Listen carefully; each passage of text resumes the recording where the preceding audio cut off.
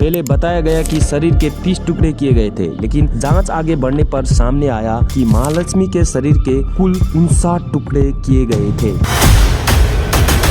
उन्होंने महालक्ष्मी को अक्सर एक लड़के के साथ आते जाते देखा था कि उसी दिन से स्टोर में काम करने वाला एक और शख्स भी अचानक गायब हो गया था। 21 सितंबर 2024 दिन शनिवार, बेंगलुरु। महालक्ष्मी के परिवार ने उसकी स्पेयर चाबी का इस्तेमाल करके उसके अपार्टमेंट का दरवाजा खोला। वजह सिर्फ ये नहीं थी कि दरवाजा अंदर से लॉक था, बल्कि उसका फोन भी लगातार स्विच ऑफ आ रहा था। जैसे ही दरवाजा खुला, एक ऐसी बदबू बाहर निकली जिसे बर्दाश्त करना मुश्किल था। एक पल के लिए भी उस फ्लैट में खड़ा रह पाना आसान नहीं था। ये एक 1 BHK फ्लैट था, जहाँ मेन डोर सीधे उसी एक कमरे में खुलता था। सबसे पहले अंदर गई महालक्ष्मी की माँ मीना। उनके ठीक पीछे उनकी बड़ी बेटी लक्ष्मी थी, जो मोबाइल फोन से सब कुछ रिकॉर्ड कर रही थी। दोनों किसी तरह मुंह और नाक ढककर कमरे में दाखिल हुए। कमरे के अंदर सैकड़ों मक्खियां भिनभिना रही थी। लक्ष्मी ने सबसे पहले रूम से अटैच कंबाइंड बाथरूम और टॉयलेट चेक किया, लेकिन वहाँ ऐसी कोई गंदगी नहीं थी जो इस बदबू की वजह हो सके। कमरा छोटा सा था, कोई बोर्ड नहीं, सिर्फ जमीन पर बिछी एक चटाई, बेडशीट और चादर। उसी के पास रखा था एक बड़ा सा काले रंग का सूटकेस। लेकिन महालक्ष्मी की माँ के कदम और निगाहें एक ही जगह आकर थम गई। वहाँ बदबू सबसे ज्यादा थी और वहीं मक्खियों का सबसे बड़ा झुंड मंडरा रहा था, और वो जगह थी फ्रिज। डर और अनहोनी की आशंका ने मीना की हिम्मत तोड़ दी। वो फ्रिज खोलने की हिम्मत नहीं जुटा पा रही थी। लक्ष्मी ने एक बार फिर कंफर्म करने के लिए बाथरूम चेक किया, और जैसे ही वो पलटी, तब तक उसकी माँ फ्रिज का दरवाजा खोल चुकी थी। दरवाजा खुलते ही एक तेज सड़ी हुई बदबू बाहर निकली, इतनी तेज कि मीना तुरंत पीछे हट गई, और इससे पहले कि दिमाग कुछ समझ पाता, कुछ ही सेकेंड में उनकी आंखों ने वो देख लिया, जिससे चीख निकल पड़ी। फ्रिज की तीनों शेल्फ पर महालक्ष्मी की लाश छोटे छोटे टुकड़े में रखी थी। टॉप शेल्फ पर उसका पैर और बॉटम शेल्फ पर उसका कटा हुआ सिर। शायद ही कोई इंसान ऐसा मंजर देख पाए, और वो भी तब जब वो लाश किसी अपने की हो। ऐसा सदमा जिसे कोई भी अपनी पूरी जिंदगी में भूल नहीं सकता। चीख पुकार सुनकर आसपास के लोग इकट्ठा हो गए। खबर मिलते ही पुलिस मौके पर पहुंची। पुलिस के लिए भी उस कमरे में पैर रखना मुश्किल था। सभी पुलिसकर्मी डबल मास्क पहनकर अंदर गए। उसके सामने भी ऐसे दृश्य था जो शायद उन्होंने अपने करियर में कभी नहीं देखा था। देखते ही देखते ये खबर न्यूज चैनलों और सोशल मीडिया पर फैल गई। लेकिन जब किसी केस में भारी मीडिया कवरेज होता है, तो कई बार फैक्ट्स या तो गलत दिखाए जाते हैं या फिर जानबूझकर तोड़ मरोड़ दिए जाते हैं,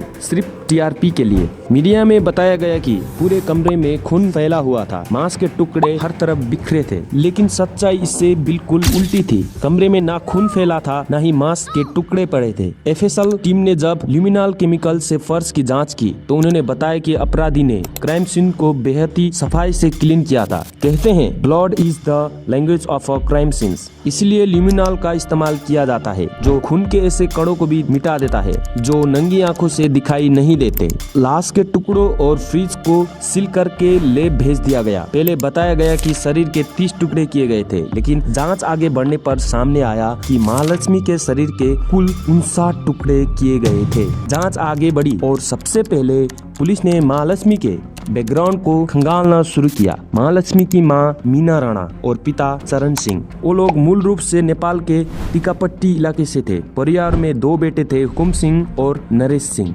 महालक्ष्मी की बड़ी बहन लक्ष्मी की शादी इमरान से हुई थी। शादी के बाद लक्ष्मी ने अपना नाम बदलकर साइदा बासुला रख दिया। वही महालक्ष्मी की शादी हेमंता दास से हुई थी। दोनों की एक छोटी बेटी भी थी, लेकिन सितंबर 2023 से महालक्ष्मी अपने पति से अलग रहने लगी थी। ऐसे मामलों में अक्सर सबसे पहला शक पति पर ही जाता है। इसी वजह से पुलिस की सस्पेक्ट लिस्ट में हेमंता दास सबसे ऊपर था। हेमंता की बेंगलुरु में मोबाइल एक्सचेंज की एक छोटी सी दुकान थी। महालक्ष्मी मल्लेश्वरम के फैशन फैक्ट्री नाम के एक क्लोथिंग आउटलेट में काम करती थी। पुलिस पूछताछ में हेमंता ने बताया कि उसे महालक्ष्मी के बाहर किसी से अफेयर का शक था। इसी बात को लेकर उनके बीच आए दिन झगड़े होते थे। हालांकि दोनों का तलाक नहीं हुआ था, लेकिन महालक्ष्मी उसे छोड़कर अलग रहने लगी थी। शुरुआत के 4 महीने महालक्ष्मी अपनी बेटी को अपने साथ रखती थी, लेकिन बाद में बच्ची को हेमंता के पास छोड़ दिया जाता था। अब बेटी की परवरिश पूरी तरह हेमंता ही कर रहा था। महालक्ष्मी हर 10-15 दिन में अपनी बेटी से मिलने आती थी। करीब 25-30 दिन पहले भी वो अपनी बेटी से मिलने हेमंता की दुकान पर आई थी। पति से अलग होने के बाद महालक्ष्मी कुछ समय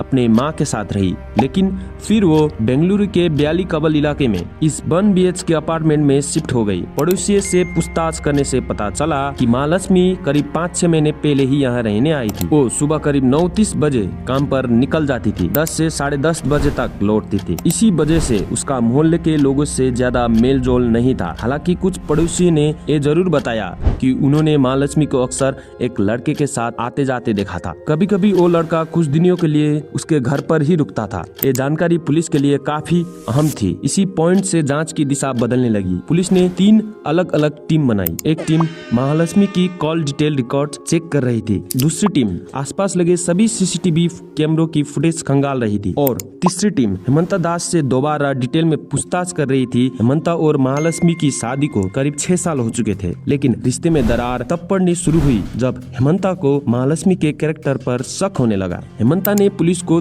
3 नाम बताए। पहला, उस स्टोर का मैनेजर जहां महालक्ष्मी काम करती थी। दूसरा, एक कॉमन फ्रेंड। और तीसरा नाम जिस पर हेमंता को पूरा यकीन था कि वही महालक्ष्मी को कातिल हो सकता है। हेमंता ने बताया कि एक दिन उसे चुपके से महालक्ष्मी का मोबाइल चेक किया था। उसी में उसे दोनों के बीच की चैट्स मिली और वही शख्स उनके रिश्ते टूटने की सबसे बड़ी वजह बना। उस शख्स का नाम था अशरफ। अशरफ पेशे से बेंगलुरु में एक बार्बर था और मूल रूप से उत्तराखंड से ताल्लुक रखता था। अफेयर के चलते हेमंता ने नीलमंगला पुलिस स्टेशन में अशरफ के खिलाफ शिकायत दर्ज करवाई। इसके जवाब में महालक्ष्मी ने भी हेमंता पर फिजिकल असल्ट का केस कर दिया। मई 2022 के श्रद्धा आफ्ताब मर्डर केस से इस केस की तुलना होने लगी, लेकिन सच्चाई इन सब शोर शराबे से कहीं ज्यादा अलग थी। पुलिस ने हेमंता की कई बातों को क्रॉस वेरीफाई किया और जो सामने आया उसके बाद हेमंता को सस्पेक्ट लिस्ट से बाहर कर दिया गया। अब पुलिस के लिए अशरफ प्राइम सस्पेक्ट बन चुका था, लेकिन सबूत सामने आने से पहले ही अशरफ का मीडिया ट्रायल शुरू हो गया। इसी वजह से पुलिस ने मीडिया से दूरी बनाते हुए अशरफ को स्टेशन लाकर चुपचाप पूछताछ की। अशरफ ने साफ कहा कि उसने महीनों पहले ही महालक्ष्मी से सारे रिश्ते तोड़ लिए थे। पुलिस ने लोकेशन ट्रैकिंग और कॉल रिकॉर्ड से उसके बयान को वेरीफाई किया और जो सामने आया वो सच था।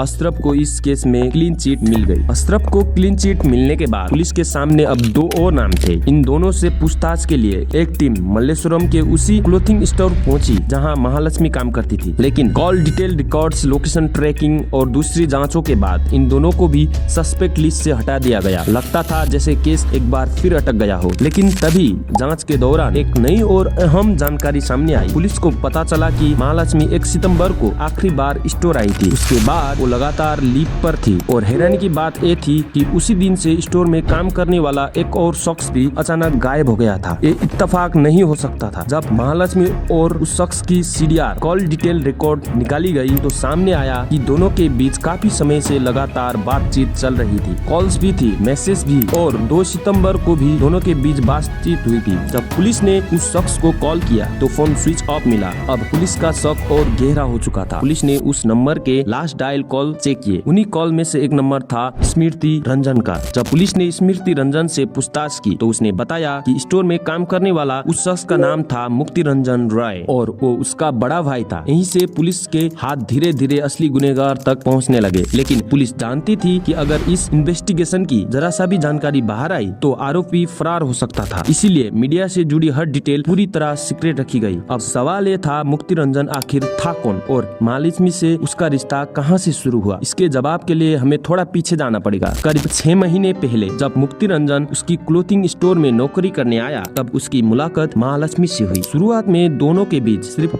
बातचीत हुई, फिर दोस्ती बढ़ी और देखते ही देखते ये दोस्ती प्यार में बदल गई। दोनों सिर्फ साथ ही काम नहीं करते थे बल्कि छुट्टियों में भी अक्सर साथ वक्त बिताते थे। मुक्ति महालक्ष्मी के लिए महंगे तोहफे भी लाता था। उसे महालक्ष्मी के पास्ट के बारे में लगभग सब कुछ पता था और शुरू में उसे इससे कोई दिक्कत नहीं थी, लेकिन कुछ वक्त बाद मुक्ति ने महालक्ष्मी के व्यवहार में एक अजीब सा बदलाव नोटिस किया। वो उससे धीरे धीरे दूरी बनाने लगी थी। मिलना जुलना कम हो गया था और काम के दौरान भी वो घंटों किसी और से फोन पर बात करती रहती थी।